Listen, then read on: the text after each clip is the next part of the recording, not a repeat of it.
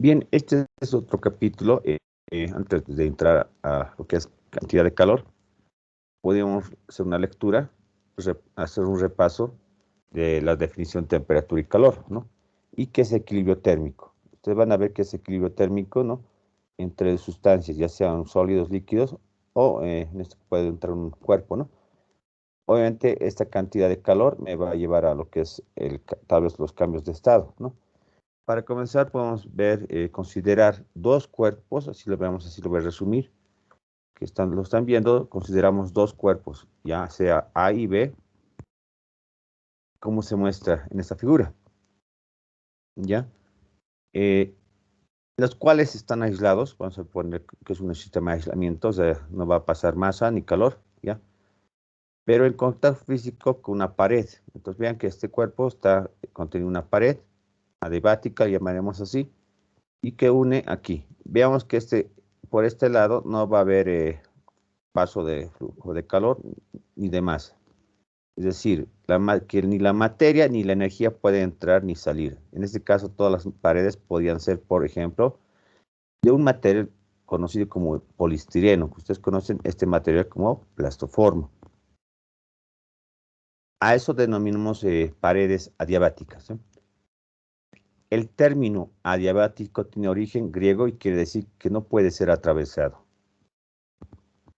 Y ahora, supongamos que cambiamos la pared que une, esta pared que une entre A y B, esta pared que marco, que une a los sistemas A y B por una pared que permite el flujo de energía. Por ejemplo, una lámina de cobre es un buen conductor. Esta pared se llama diatérmica, que es un término que también proviene de una palabra griega que significa el calor pasa a través de él, pero no la materia. Entonces ahí está nuestra sustancia, ¿ya? Y cuando estos dos sistemas en contacto a través de la pared, de una pared diatérmica, y suponiendo que tienen distintas temperaturas o diferentes temperaturas, el intercambio de energía entre ambos sistemas causa que las propiedades macroscópicas, presión, volumen, temperatura, variación de energía interna, cambien hasta que finalmente estas propiedades adquieren valores constantes. Cuando esto ocurre, se dice que los sistemas se encuentran en equilibrio. Ahora, cuando dos sistemas, en modo más simplificado, cuando dos sistemas están en equilibrio térmico, es decir, tienen la misma temperatura, es decir, inicialmente están a una temperatura T sub A y una temperatura T sub B. Ahora, aquí no puedo poner la flechita. Antes de entrar a esto, este tiene mayor temperatura, entonces el flujo de calor o calor va desde el cuerpo que tiene mayor temperatura a uno que tiene menor temperatura. Pasa un determinado tiempo, cuando esto ya pasa el flujo de calor, en un determinado tiempo alcanzarán la misma temperatura, ¿ya? Entonces ambos tendrían la temperatura. Esta ley, referida al equilibrio térmico, se denomina ley cero de la termodinámica. Y existe una cantidad, llamaremos, esta cantidad se llama una cantidad escalar, que es la temperatura, que es una propiedad de todos los sistemas termodinámicos en equilibrio. Entonces, a esta relación que estoy viendo también en el esquema, dos sistemas están en equilibrio, esto nuevamente repito esto, marcamos esto, si y solo si sus temperaturas son iguales, es decir, T sub A se iguala con la temperatura T sub B. La medición de estas temperaturas, ponemos así, es mediante un termómetro. Pueden ser analógicos, digitales o de bulbo, etc. Pirómetro, cámara termográfica, y existen otros equipos para la medición de la temperatura. A distintos de estas va a haber diferencias. Los termómetros pueden medir la temperatura ambiente. También pueden existir termómetros que midan a un líquido o sólido para un instante. Entonces, cuando digo instante, justo mides la temperatura instantáneamente. Ejemplo, el pirómetro que ustedes conocen, que les hacen la medición. Ese es un instrumento de medición instantánea. Ya existe también otros que son industriales y lo que es más avanzado, cámara termográfica, ¿no? Ahora, la medición de la temperatura y escalas termométricas, la ley 0, ¿por qué llaman ley 0? Entonces,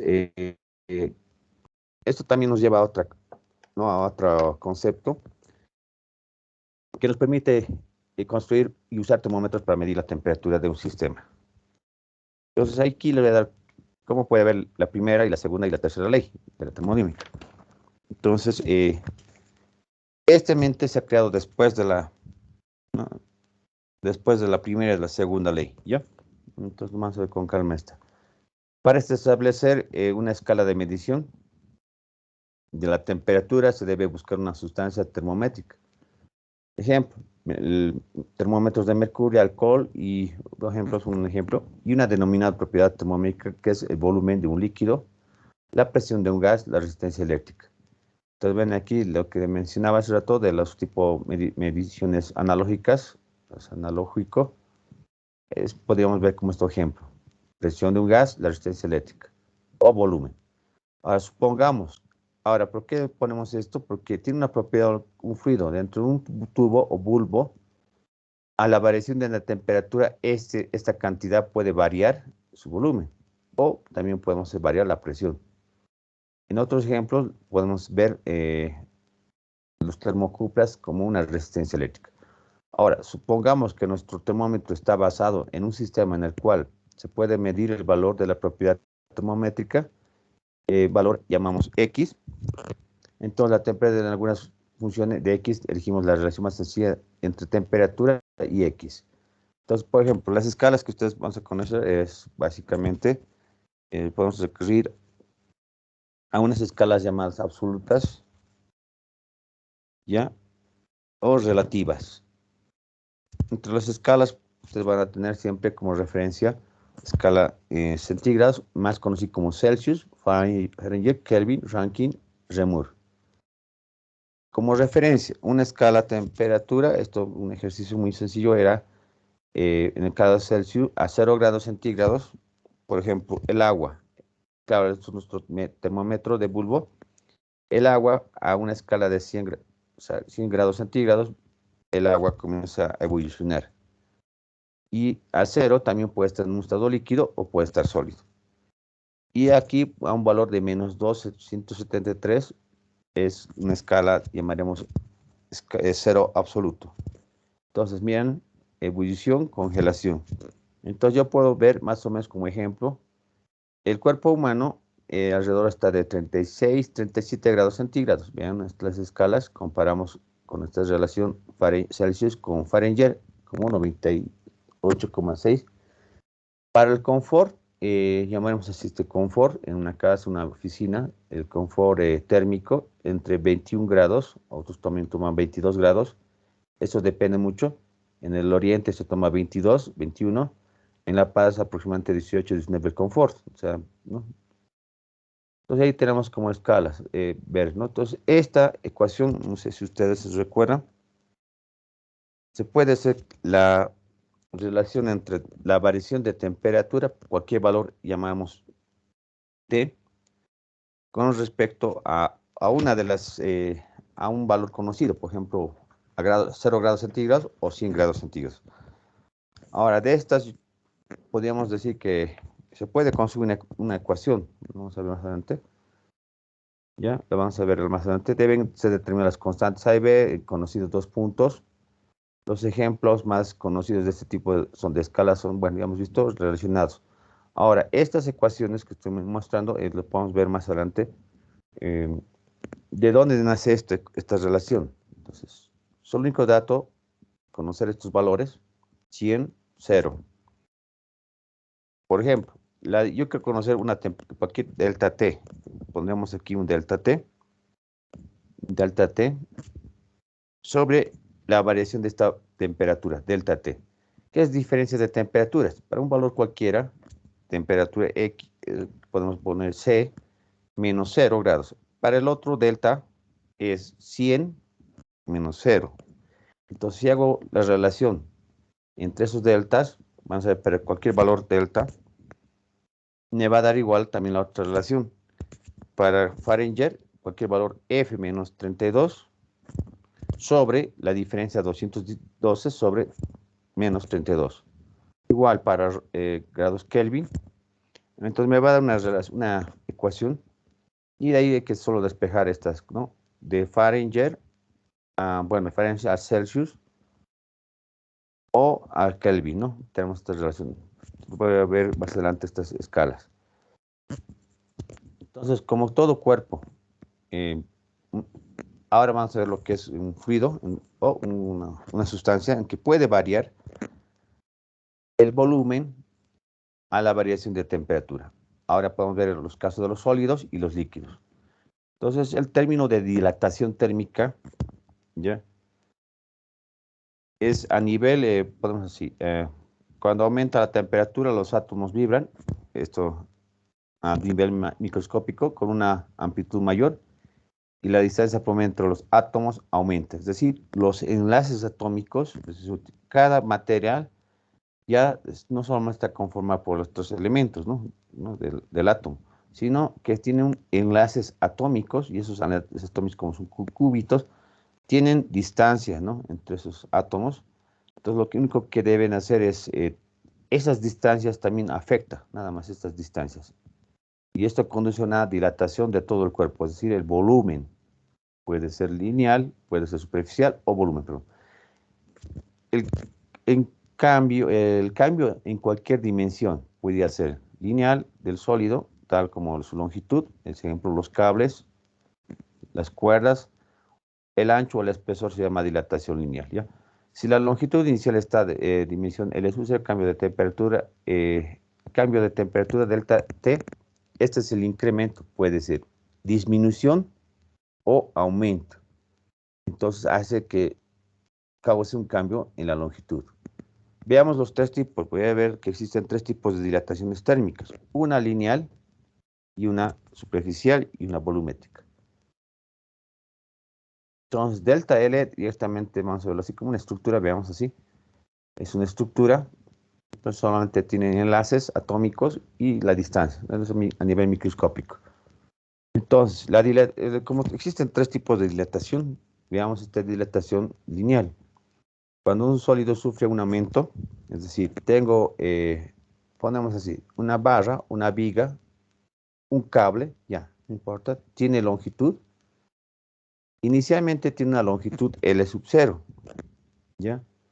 Si a este elemento le hago variar su temperatura, no importa el medio u otro medio, o sea, es introducir calor al sistema, este va a sufrir, por ejemplo, ¿qué pasa si lo someto al sol, por ejemplo?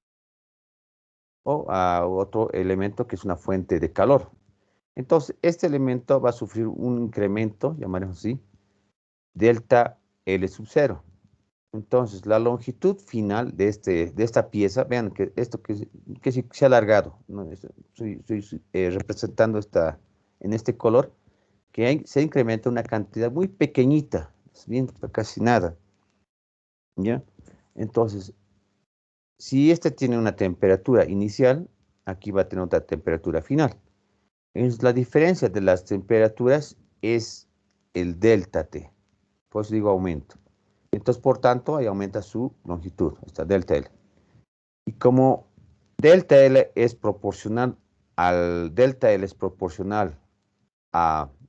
cambio o aumento de temperatura, ¿no? Y proporcional a la longitud, entonces introduzco una proporcionalidad. Esta constante alfa llamamos como el coeficiente de dilatación lineal.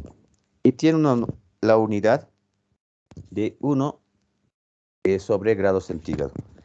Este coeficiente de dilatación la posee cada material. No es lo mismo la madera con el concreto, con el aluminio, acero. Esto experimentalmente se ha determinado los valores. Como dice, este valor va a ser de tablas Entonces no puedo yo inventarme. Entonces cada material posee su propiedad. Lo que yo puedo determinar, medir, es este valor más fácil, la temperatura y la longitud. Entonces yo voy a estimar con esta fórmula que delta L es igual a alfa por L sub 0 por delta T. Ahí ya lo tenemos así. Entonces, de esta puedo sacar otras ecuaciones. Delta L, perdón. Si ustedes ven, el delta L es nada más L final, longitud final, menos longitud inicial, por ejemplo. Entonces me quedo con esa ecuación. Para el caso de dilatación, por ejemplo, para una dilatación superficial, puedo construir una área, por ejemplo, una placa rectangular. Entonces, no vamos a ver esta ecuación. Por ejemplo, para una placa superficial, por ejemplo, esta viga que ustedes ven, esta barra o viga, ¿no? Entonces, se incrementa en una dirección. En cambio, puedo considerar otro caso que sea una plancha que tenga tanto el ancho y su altura puedan tener la deformación. Aplicando ese principio, puedo conseguir un área inicial, área final, ¿no? Entonces, me va a llegar una ecuación. Entonces, esto lo podemos demostrar de alguna manera. ¿De dónde sale esta ecuación? ¿No? Entonces, llego a esto igual. El incremento de área, ¿no? O la variación de área es igual a gamma por el área inicial por el delta T. ¿Ya? Ahí está. Conocemos esto. Ahora, ¿qué es gamma? ¿Quién me va a decir? Es 2 veces alfa. ¿Ya? Ese 2 veces alfa. Entonces lo tengo de esta manera. Área inicial y área final. Entonces, donde gamma es el coeficiente de dilatación superficial para un sólido y ese isótropo que se expande de la misma manera que en todas las direcciones. Entonces, gamma es 2 veces alfa. ¿Ya? 2 veces alfa. Entonces, aquí imaginen que yo voy a considerar una sección base B, altura H sub 0, aquí B sub base final, y no, entonces voy a tener que aplicar la primera ecuación, ¿no? Esta ecuación, introduzco nada más, ¿no? Entonces debo hacer, también se puede mostrar. Y del último caso, obviamente ocurren los líquidos, puedo hacer esto en un cubo, no importa, sólido líquidos. El otro tipo es de dilatación volumétrica. Si conocemos el volumen inicial, cambia por una cantidad delta V, se sujeta a un cambio de temperatura delta T. Entonces, la variación de volumen es igual a beta, volumen V sub 0 por delta T. Entonces, ahora, beta, ¿qué es beta? Es nada más 3 veces alfa. Podemos conocer el volumen de una sustancia. Y este coeficiente de dilatación llamaremos coeficiente de dilatación volumétrica, la cual puede ser aumento o disminución en volumen. Para un sólido isótropo, beta es 3 veces alfa, ¿ya? Puedo escribir de esta manera, delta B, 3 veces alfa, aquí me falta escribir B sub 0, perdón, aquí corregir, B sub 0. Entonces, en vez de beta pongo 3 alfa, beta sub 0, aquí me falta colocar eso, por favor. Ahora, entonces, yo puedo conocer ya sea alfa, gamma o beta, podemos conocer, pero para cada elemento, veamos esta tabla, esto, por ejemplo, para una sustancia, por ejemplo, la madera, tengo un valor, por ejemplo, el alfa, ¿ya? Si me dan ¿no? Puedo darme como barra, como una placa o como un cubo, por ejemplo, ¿no? Entonces, ahí está. De la madera, ven su expansión, 3,9 por 10 a la menos 6, 1 sobre grado centígrado. Estos valores, cuando ustedes van a multiplicar, van a ver que casi es nada, no es nada. Cuando eso es en un metro por ejemplo, un metro, ¿no? De madera, ¿hay una variación? No es nada. Pero si yo mido 100 metros a 1000 metros, por ejemplo, el riel de un tren o el alambre, el teleférico, por ejemplo, el cable, sí puede afectar en esa longitud porque hablamos ya de 500.000 metros. Entonces se va a deformar. Ahora el vidrio, 8,4 por 10 a la menos 6, alfa. bueno, acero, perdón, el acero vale 1,2 por 10 a la menos 5. El cobre 1,7 por 10 a la menos 5. Veamos que este menos 5, estos valores primero, vean que es casi cero. Y ahora aquí veamos que va aumentando el zinc y el cobre. Entonces vamos a ver solamente que los valores, los metales, con estos valores ustedes van a ver, se expanden, por ejemplo, ¿no? Un ejemplo bien sencillo es cuando ustedes, alguien a veces tiene una calamina de eh, plancha galvanizada, digamos, en el techo. Como la radiación es tan fuerte aquí en La Paz, absorbe calor y puede haber que los puntos que están anclados con clavos saben tronar, hacen un ruido.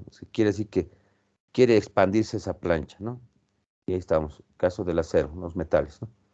Entonces los metales son los más sensibles, bueno, en comparación, esta comparación, son más sensibles. Entonces, cuando tengan tirantes, cables, por ejemplo, que van a trabajar civil, tienen que considerar este fenómeno.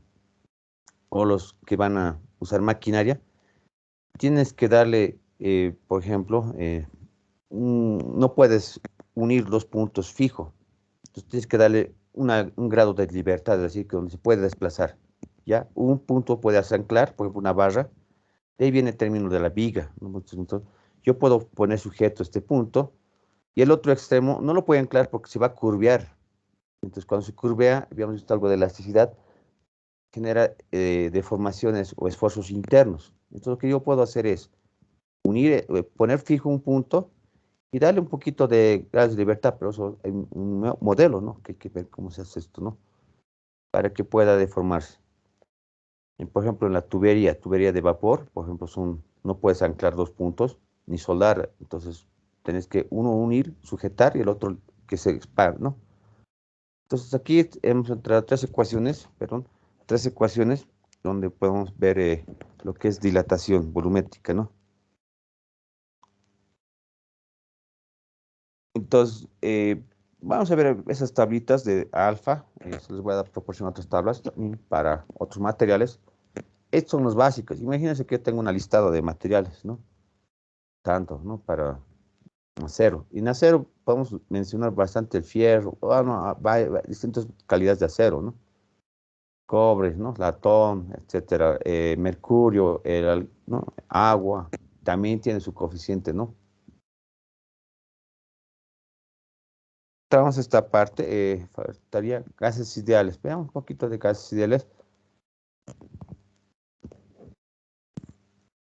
En los que es gases ideales, ustedes van a ver, pues, ustedes ya lo conocen esto, ¿no? Gente como ideal, ¿no? No estamos viendo la parte real. Un gas ideal o perfecto está compuesto de pequeñas partículas en movimiento que no interactúan entre sí.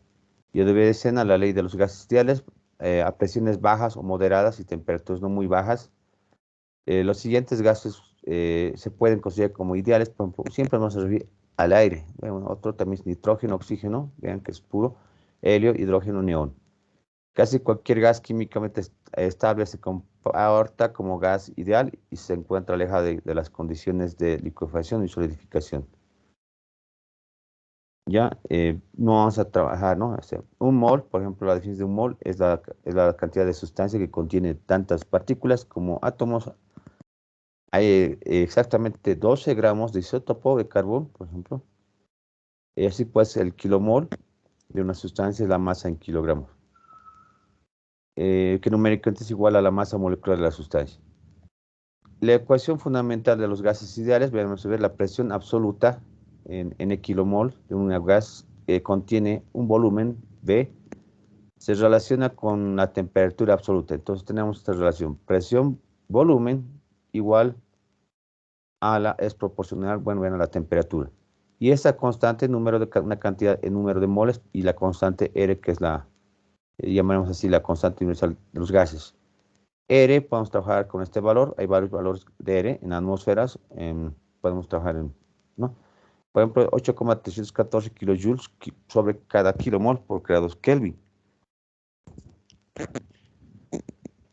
Entonces ahí vemos que el número de moles, masas por sobrepeso molecular, y si ustedes separan esta cantidad, ahí ustedes decían, como esto es una constante, N y R es una constante, T pasa a multiplicar, nos queda esta, ¿no?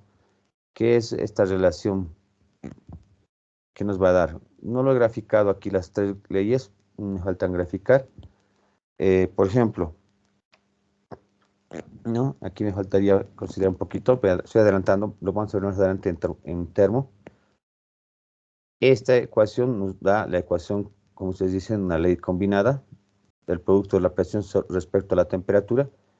Existe la otra ley. ¿Qué pasa si de esta ecuación una de las leyes es la presión se mantiene constante o esa cantidad, volúmenes por tiempos, bueno, nos da la ley de Charles y la ley de Gay-Lussac, presión sobre temperatura. Vamos a ver estas dos gráficas y vamos a ver más adelante qué significa estas variables, ¿no? Ahorita estamos viendo como gas, un repaso.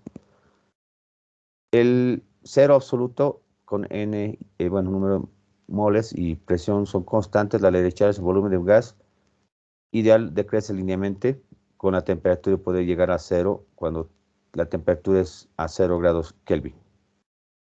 ¿Ya? Ahora, aquí es una condición.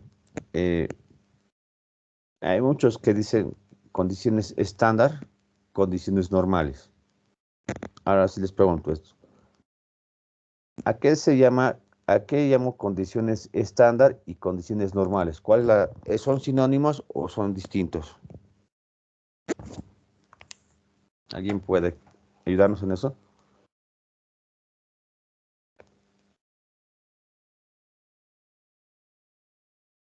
O tomamos como ambos son sinónimos, condiciones estándar, condiciones normales.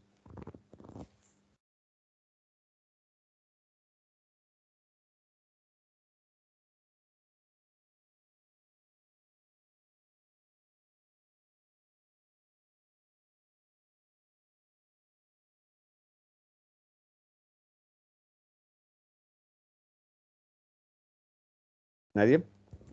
¿Alguna idea? Solo acuérdense de 20 grados centígrados, ¿no? 20 grados centígrados. Claro, este tengo que modificar porque les decía, más adelante este término ya no estoy trabajando. Uno se refiere a 20 grados centígrados, a una atmósfera, ¿no? Y el otro a 15 grados centígrados. Entonces, aquí nomás, por el momento, no lo voy a modificar estas condiciones. Pues les digo, si ustedes averiguan condiciones estándar y cuáles son condiciones normales. Ya eso es para que ustedes averigüen. Quiere averiguar, me manda una captura o su resumen. Un párrafo van a ver. Ahora, teoría cinética. Aquí me faltan algunas ecuaciones, perdón. Vamos a ver un poquito teoría de cinética. Bueno, solamente hay que consideramos la materia que está compuesta por partículas discretas, como por ejemplo átomos y moléculas en un medio movimiento continuo. En un gas, las moléculas se encuentran en movimiento azaroso caótico. Hemos visto los gases tienen un desorden. ¿Y cuál es esa? Ahí les quiero preguntar. ¿Cómo estas se trasladan, rotan, vibran, ¿no? Un gas, más o menos, su estructura serían sus átomos, tiene esa característica, ¿no? Sus rapidez pueden variar, puede ser desde 0 hasta valores muy grandes, ¿no? Y ahora, esta rapidez está relacionada a qué? La rapidez. ¿A qué estaría relacionado? ¿Alguien me puede indicar? O sea, básicamente a la temperatura. ¿No? Y si yo introduzco más calor, entonces estaríamos haciendo que aumente. Entonces yo básicamente estas variables, ¿no? Vamos a ver lo que es velocidad, ¿no? Lo que estamos viendo es ver la rapidez o velocidad de un gas. Ahora, el número de Avogadro también es otro, que es nada más el número de partículas en un kilomol de sustancia para todas las sustancias, llamaremos N sub A, ¿no? 6,022 por 10 a 26 partículas por cada kilomol. La masa de una molécula le pueden apreciar a partir de una masa molecular M y con el número de Avogadro N sub A con M kilogramos de una sustancia. Ahora, ahí está. Lo que me interesa es esta ecuación. La energía cinética promedio de traslación promedio. Vean que he dicho gas tiene relación irrotacional hasta vibracional, ¿no? O sea, entonces, una molécula de gas es 3 veces Kb por T entre 2, donde T es la temperatura absoluta. Y esta relación, esta constante K sub B es la relación de R sobre número de Avogadro, que es nada más 1,381 por 10 a la menos 23 joules Kelvin. Esta Kb, más conocida como la constante de Boltzmann. Entonces, el promedio estaríamos dando por esta y es equivalente a esta masa sobre los velocidad al cuadrado sobre 2.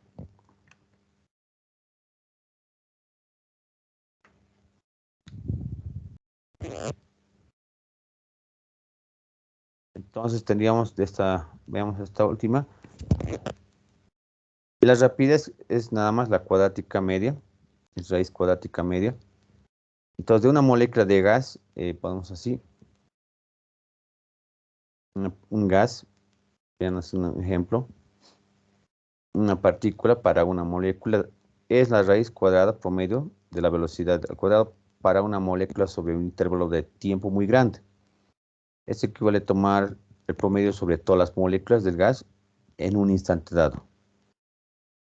Entonces está la velocidad, es rapidez media, ¿no? Está dada por esta expresión. Raíz, vamos a ver si poder colocar raíz 3 veces K sub B por T sobre M sub 0. Y la temperatura absoluta, podemos hacer la comparación de estas dos ecuaciones, la anterior, promedio, y teniendo la temperatura absoluta de un gas ideal es una medida de su energía en relación al promedio. Nada más. La presión, lo último, estamos viendo la presión. La presión de un gas se indicó por esta ecuación, por la ley de gases. Y ahí está. Se puede demostrar esta ecuación a partir de la ecuación de los gases, que la presión, no, es la presión es un tercio de la densidad por la velocidad, esta velocidad de cuadrática media al cuadrado, ¿no? Entonces, hasta aquí yo estaría viendo un poquito algo de teoría de la cinética de los gases. Yo debo determinar la temperatura y la presión, ¿no? Con los valores conocidos. Ahora, como calor, habíamos visto más adelante al principio que hemos hecho algo calor. Se puede definir calor, ahí tienes varias formas de definición del calor. Hay unos dicen energía, o sea, tienes bastante para definir. Y el calor, llamamos así, calor básicamente el calor es energía que fluye entre un sistema y su entorno. ¿En virtud a qué? De una diferencia de temperatura entre ellos. Entonces, nada más esta parte quiero que hagamos recuerdo. Otra manera de decir que es el calor, como dice energía en movimiento,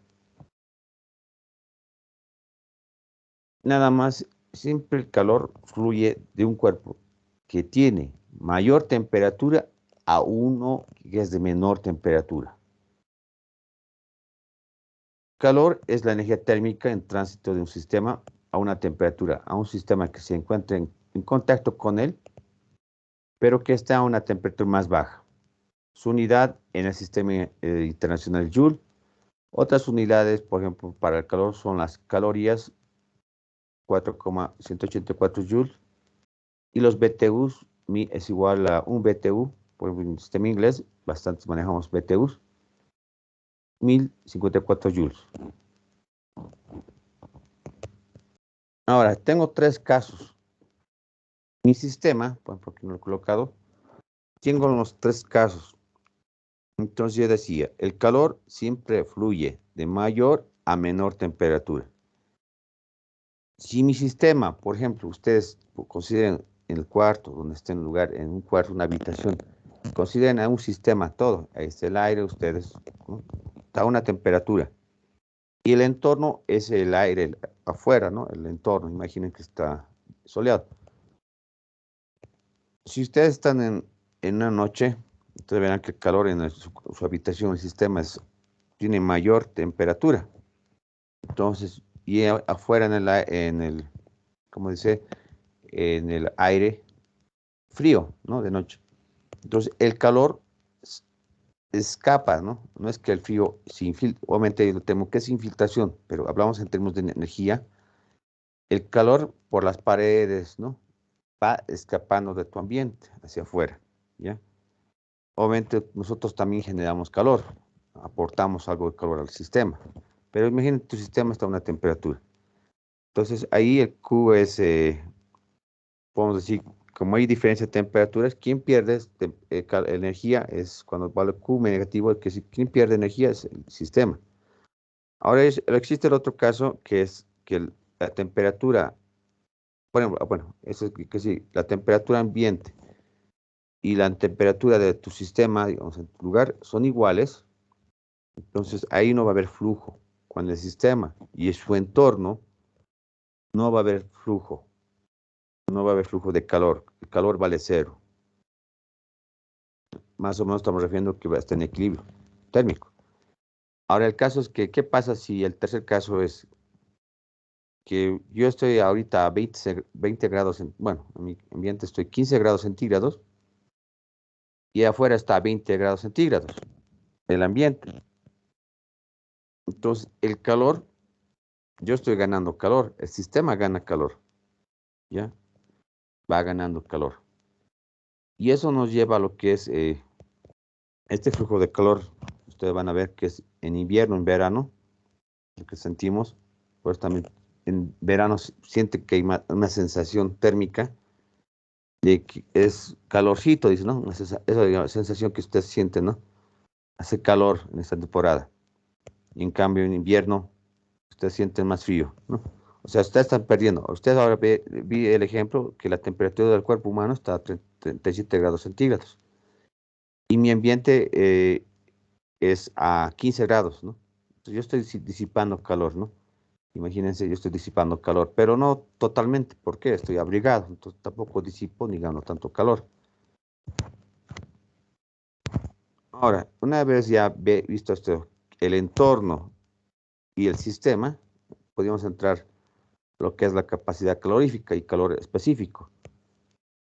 Se define la capacidad calorífica, llamamos con una C mayúscula, vamos a relacionar, o sea, de un cuerpo, como la razón, es decir, el cociente o razón entre el calor suministrado al cuerpo, o sea, tenemos que suministrar a ese cuerpo sustancia durante cualquier proceso y su cambio de temperatura, delta T.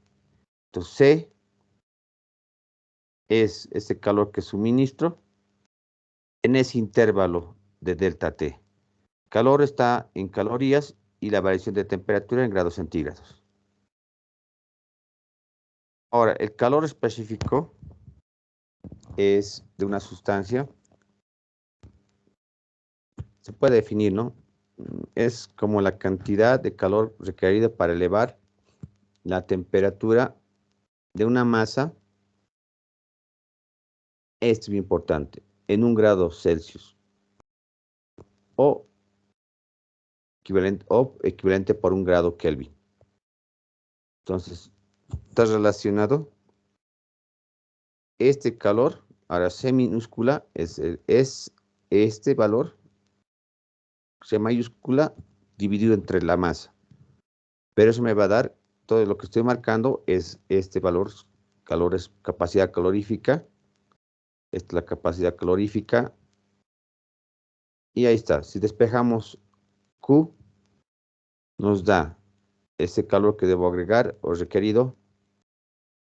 Va a ser la masa por el calor específico o capacidad calorífica.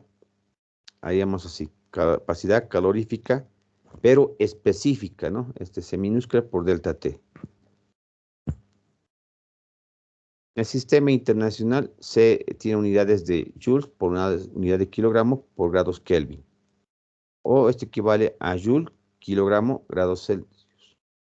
Pero vean, pero ¿por qué es esto? Porque cuando hago la diferencia solamente en Kelvin y en grados centígrados, me va a dar, no tengo que hacer ninguna transformación. Ya, van a tener mucho cuidado con este término, Kelvin, grados centígrados. ¿Por qué? Porque estoy hablando de diferencia de delta T. También se utiliza ampliamente la unidad caloría por cada grado centígrado. Y ahí está el factor de conversión.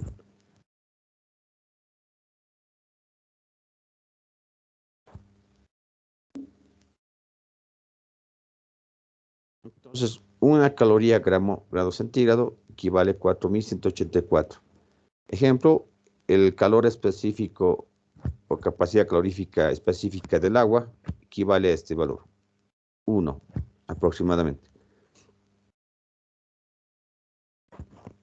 Ahora, ¿qué pasa cuando ya hemos visto que hay este calor? Esta ecuación me quedó masa C delta T. Esta ecuación, vamos a poner esta ecuación como Q. Este calor puede ganar, puede perder. O sea, te decía, nosotros requerimos para elevar una cantidad a una temperatura, yo debo agregar una cantidad de calor, ¿no? Si quiero disminuir la temperatura delta T, debo extraer. Eso acuérdense, ganar o extraer, ¿no? O que pierde el sistema. Entonces tengo dos casos, ¿no? Puede ganar el sistema o puede perder. Ahora, ahí nos lleva este concepto. Calor ganado o calor perdido. Tengo las dos opciones. Vamos a ver esto. Primero, cuando igualamos. Cuando un sistema y su entorno se encuentran en equilibrio, todos los cuerpos han alcanzado la temperatura de equilibrio, pasando un determinado tiempo. En este proceso, los cuerpos han ganado calor y otros han perdido. Entonces, voy a poner como la sumatoria, aquí no lo voy a poner en forma sumatoria, de todos los calores, bueno, esta fórmula es una sumatoria de las sustancias, va a ser igual a la sumatoria de todos los cuerpos que han perdido calor. Entonces, solamente tengo que sumar, es una sumatoria aquí total del sistema, o sea, tengo que ver el sistema y su entorno. En el sistema puede haber, no siempre dos cuerpos, puede haber otros. Entonces, tengo que ver quiénes han ganado y quiénes han perdido. Por ejemplo, ¿qué pasa si yo tengo una taza de café? Y yo le agrego 2 cubos de hielo a mi café. ¿Quién ha perdido calor?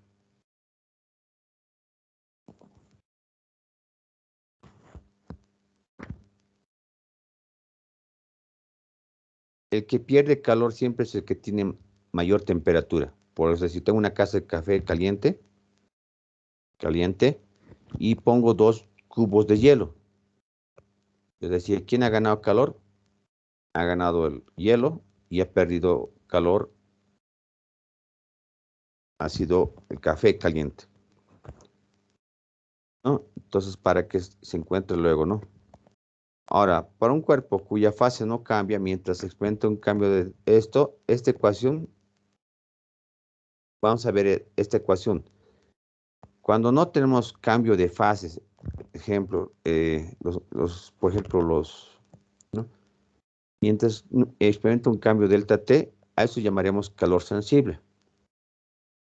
Es decir, un cuerpo puede estar en estado líquido.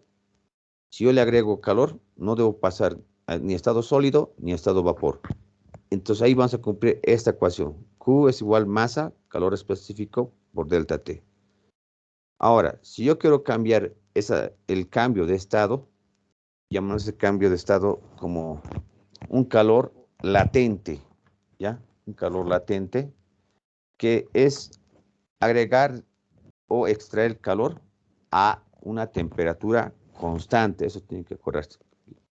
El calor latente es la cantidad por unidad de masa transferida durante un cambio de fase. Se denomina calor de transformación o calor latente del proceso.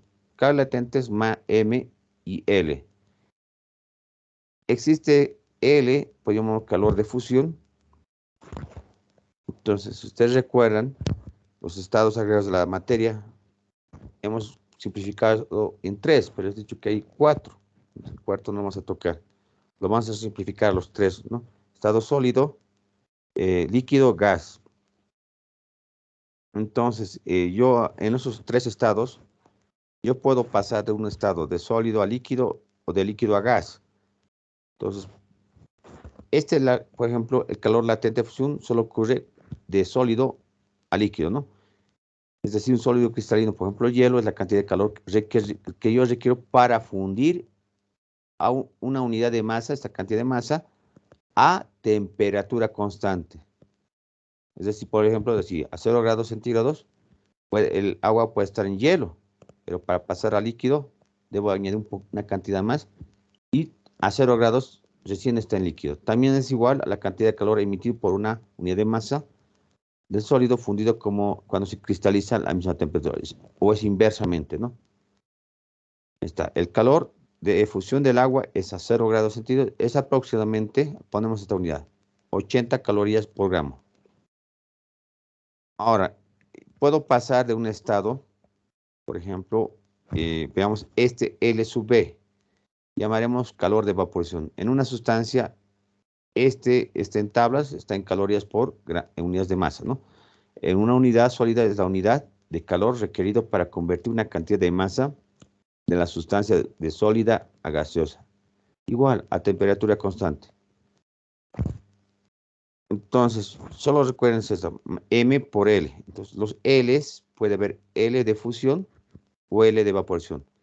En el segundo, ustedes lo van a acordar, quiero pasar de un estado de fusión. Ejemplo, este es el diagrama más sencillo que le había puesto, es yo en escala de temperaturas en grados centígrados, en función del tiempo. Yo puedo estar a por debajo de 0, que sería menos 10, menos 5 grados, por ejemplo, por debajo del 0. Esta pendiente, vean que esta pendiente marcando, es el calor sensible. ¿Por qué? Si yo tomo condiciones inicial y final, es llamar el delta T, ¿ya? Es el delta T. Que no puedo saltar directamente, ¿no? Entonces debo llegar a un punto, este punto, y van a ver esta línea horizontal, representa el calor latente. Entonces, el primero es calor sensible, segunda línea, esta recta representa el calor latente. Es decir, puedo estar aquí en hielo, pero para convertir a fusionar el hielo a 0 grados centígrados ya estaría líquido en este punto. Ahora, de líquido a 0 grados centígrados llego por ejemplo, el agua, estamos viendo el caso del agua, es a 100 grados, sigue en líquido. Bien, esta recta tengo que añadirle calor, aquí un calor de vaporización, y ahí está un calor latente. A 100 grados centígrados comienza recién en este punto ser vapor, a 100 grados. Y aquí ya sería sobrecalentado, o como diríamos, vapor, totalmente vapor. La temperatura aumenta, la fase no cambia, ¿no? O sea, solamente hemos quedado esta ecuación, ¿no? Entonces, con este diagrama yo puedo representar cuántos calores, si yo quiero un hielo, quiero vaporizar, ¿cuántos calores tendría? 1, completamente. 2, 3, 4. Y si me dice sobrecalentado a 130 grados centígrados, entonces 5 calores. Entonces, este gráfico me va a ayudar bastante para ver cuántos calores debo añadir para fundir. Es el caso de yo quiero ir de este sentido en el tiempo, ¿no? Cuando el tiempo vale 0, paso un determinado tiempo, podemos fundir. Ahora, ocurre el otro proceso que es inverso. Muchos llaman refrigeración. Es nada más reducir la temperatura. Si estaba en líquido, puedo hasta solidificar, ¿no? Entonces ahí vemos lo que es refrigeración. Entonces, influye el intercambio de energía térmica entre objetos inicialmente calientes y objetos fríos. La suma de los cambios de calor para todos los objetos, o sea, entonces mi ecuación, la ecuación esta. Calor ganado más calor perdido igual a 0. Y ahí viene ese menos. ¿Ya? Vamos a cumplir. Entonces, es lo mismo esta ecuación. En este caso, el calor que fluye hacia afuera, el sistema a la temperatura, la variación de calor, el calor, bueno, de salida es menor. Vean, el sistema es el que pierde y Q es negativo. Y es numéricamente igual al calor que fluye hacia adentro del sistema. Es decir, que cuando el Q entra, es un valor positivo, o sea, el sistema gana, ¿no? Eso nada más tengo que ver quién gana, quién pierde. Entonces, haciendo esta comparación con valor cero, me va a dar más, bueno, negativo más positivo, me va a dar la unidad cero. Ahí se demuestra esta cosa.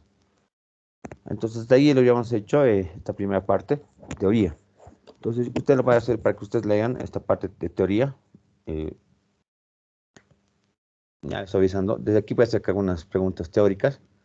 Entonces, es necesario que hagan una lectura de esto, ¿no? Ya, de esta presentación. Entonces, ahí también voy a dejar algunos ejercicios también en esta parte. Ustedes van a revisarlos, son ejercicios de...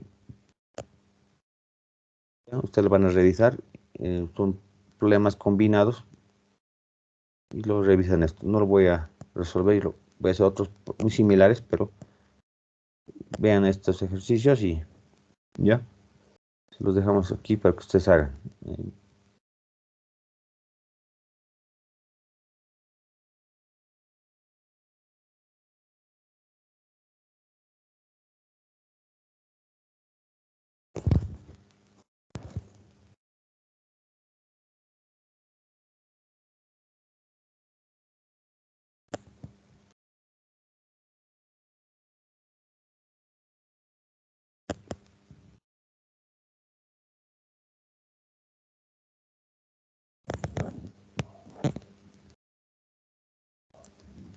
Nos daremos descanso y no sé si tienen consultas. Voy a también mostrar un video pequeñito mientras, o después de 20 minutos de descanso para que vean las aplicaciones, ¿no? O sea, no solamente es este calor, por ejemplo, ustedes van a ver en el confort, en la operación de una máquina tenemos que determinar este calor, la temperatura, ¿no? Vos dices una temperatura, entonces nos sirve como referencia, ¿no?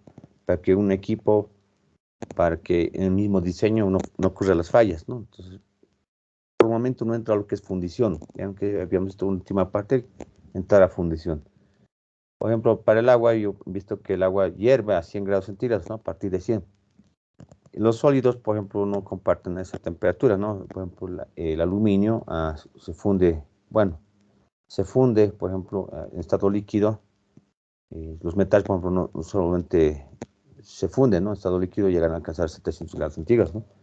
Yo, imagínate, alcanzar 700 grados centígrados necesitaría un horno, ¿no? Un horno, tampoco industrial, comercial. Pero si quiero llegar a 1200, 1200 o 1300 grados centígrados, ya se imaginan que yo necesito más energía suministrar y no puedo hacer por métodos como por ejemplo, el método de los hornos de las industrias cerámicas. Entonces yo necesito introducir otras tecnologías que ya no van a ser solamente por gas ni por eléctrico. Entonces puede haber otros sistemas, eh, por ejemplo, el oxígeno. Y con el oxígeno, ¿no? Hay métodos. Entonces en Bolivia solo hay dos hornos de fundición.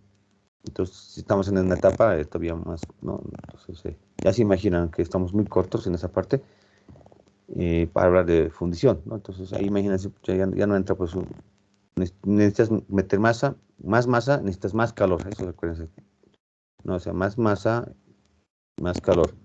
Cuando son cuerpos pequeñitos, por ejemplo, los anillos, por ejemplo, no sé qué son ejemplos, no se requiere tanta energía, ¿no? Entonces, ya eso es algo importante. Entonces ahí también se puede hacer la función eléctrico o también mediante gas, ¿no? Lo único es mantener y suministrar calor constantemente y de modo hasta elevar una temperatura, ¿no? Es lo único que hacemos nosotros, suministrar energía y más adelante vas a ver el flujo de energía, este calor con respecto al tiempo. Entonces uno va a decir, más energía suministramos en menos tiempo, más rápido también fundes, ¿no? Nos daremos descanso, por favor.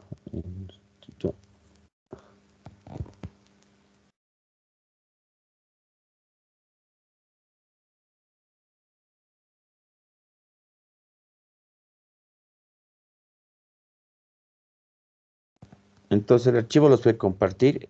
¿Dónde está este archivo? Eh, lo subiré, entonces ustedes pueden hacer una lectura y los que deseen. Ah, ya. Eh, había una tarea, a ver si alguien me anda pues una captura de lo que ha investigado. ¿Cuál es la diferencia de condiciones estándar? O sea, voy a anotar en el chat.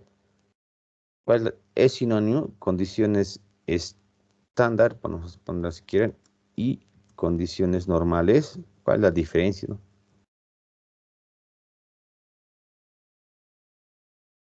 Es sinónimo. ¿Por qué?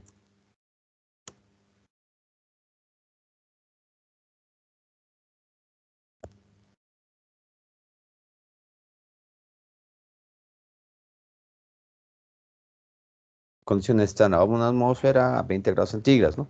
Condiciones normales o estándar, la diferencia, ¿no? Entonces,